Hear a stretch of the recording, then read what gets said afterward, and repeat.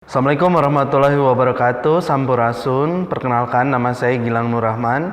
Sehari-hari saya berprofesi sebagai dosen, tapi di luar itu juga saya sedang membangun sebuah media bernama Kultur Lokal, di mana kami coba untuk mengglorifikasi budaya-budaya lokal, produk-produk kreatif lokal yang kemudian diceritakan lebih kekinian untuk anak muda, sehingga anak muda lebih aware terhadap produk-produk lokal yang banyak yang keren-keren di Indonesia ini.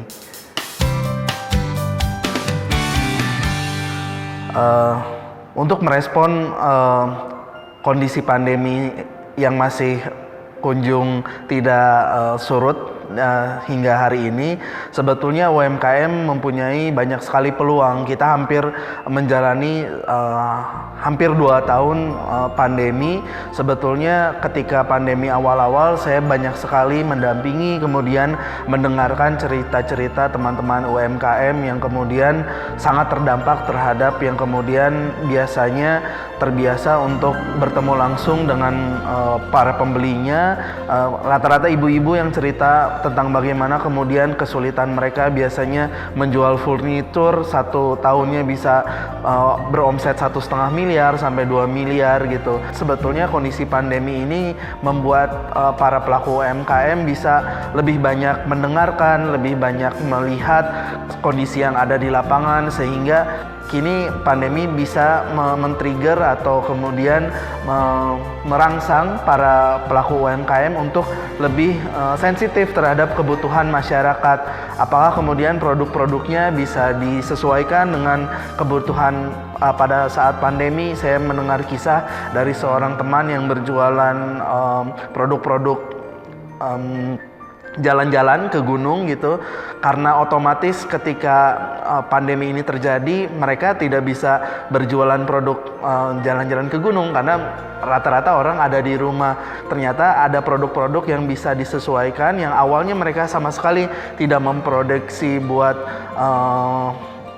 kebutuhan nakes, tiba-tiba karena memang banyak juga bahan-bahan yang ada di gudang, mereka coba olah ulang. Apakah kemudian bisa? Ternyata buktinya bisa ketika kemudian mereka belok dari yang tadinya memproduksi produk-produk alat-alat naik gunung menjadi kebutuhan para tenaga kesehatan.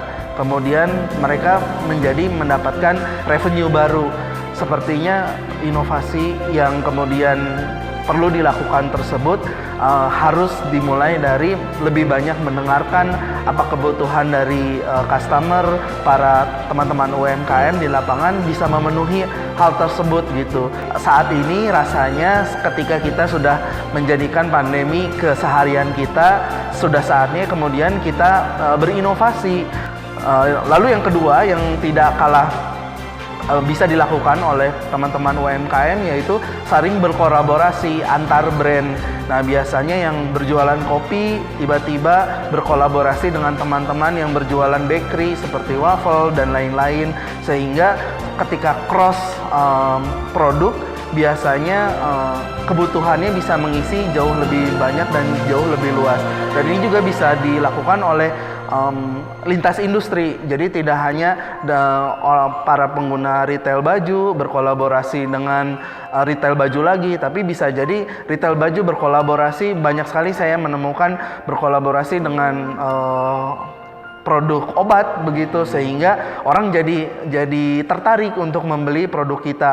Yang menjadi kata kuncinya untuk bisa bertahan di masa pandemi untuk UMKM ini adalah tadi berinovasi dan kemudian berkolaborasi dengan brand lain, sehingga kekuatan kita bisa saling tolong menolong atau dalam bahasa Sundanya silih tulungan. Lalu untuk bisa mengakselerasi pemulihan UMKM, mau tidak mau pemanfaatan teknologi ini adalah sebuah keniscayaan. Tapi banyak juga yang cerita ke saya, Mas Gilang, kan saya jadul banget nih ibu-ibu, saya nggak ngerti mengoperasikan handphone, saya tidak mengerti bermain TikTok, bermain Facebook.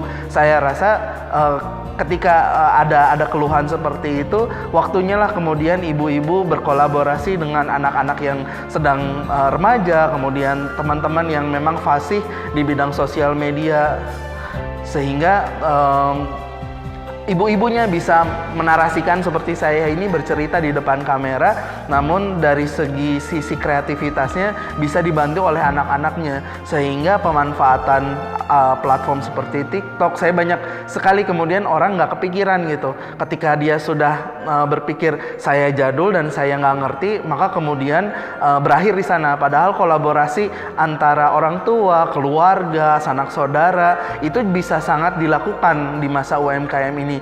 Ditambah orang-orang kan lebih banyak dari rumah gitu, bisa bikin konten mungkin sehari 5 konten yang berhubungan dengan jualan para teman-teman UMKM apapun itu produknya. Ketika kemudian pertanyaannya, Mas Gilang, produk saya adalah produk yang menunggu pesanan secara partai besar, misalkan sablon kaos, kemudian pengadaan sesuatu yang sangat menunggu kebijakan pandemi dari pemerintah begitu. Saya rasa saat itulah kemudian Bapak Ibu bisa membuat konten-konten yang berkolaborasi dengan tetangga, dengan anak, dengan sepupu, sehingga rasanya ketika kita produktif menghasilkan konten-konten kreatif, bisa jadi dari konten-konten yang Bapak Ibu buat di TikTok, di Instagram, di YouTube, itu bisa mendatangkan pesanan lain dari luar gitu. Jadi saatnya kita kemudian menjemput bola, tidak hanya menunggu bola karena situasinya juga sedang krisis. Rasanya juga saat ini pemerintah, baik pemerintah Provinsi Jawa Barat, banyak sekali membuat program-program yang kemudian bisa membantu mempercepat pemulihan ekonomi untuk teman-teman UMKM. Saya rasa banyak sekali program yang kemudian bisa teman-teman UMKM terlibat, sehingga dibantu bukan hanya saja sesama UMKM, tapi juga stakeholder, pemangku kebijakan, media, kemudian juga akademisi, itu bisa saling sinergi dan bisa lebih cepat untuk memulihkan dan menemukan inovasi-inovasi bersama apa yang kemudian bisa dilakukan dan kemudian bisa sama-sama mendapatkan keuntungan yang diharapkan. Yang terakhir, saya pikir semangat silih tulungan, salah satu program dari KPED ini sangat baik, yang kemudian sebetulnya menjadi spirit utama dari masyarakat Indonesia yang memang dari dulu mengenal istilah gotong royong. Bagaimana silih tulungan ini bisa sama-sama menolong, membangun empati antar pemangku UMKM, juga UMKM bersama pemerintah, sehingga ketika berjalan bersama rasanya dampak dan kemudian kecepatan untuk pemulihan ekonomi juga bisa lebih merata, lebih cepat dan lebih berdampak.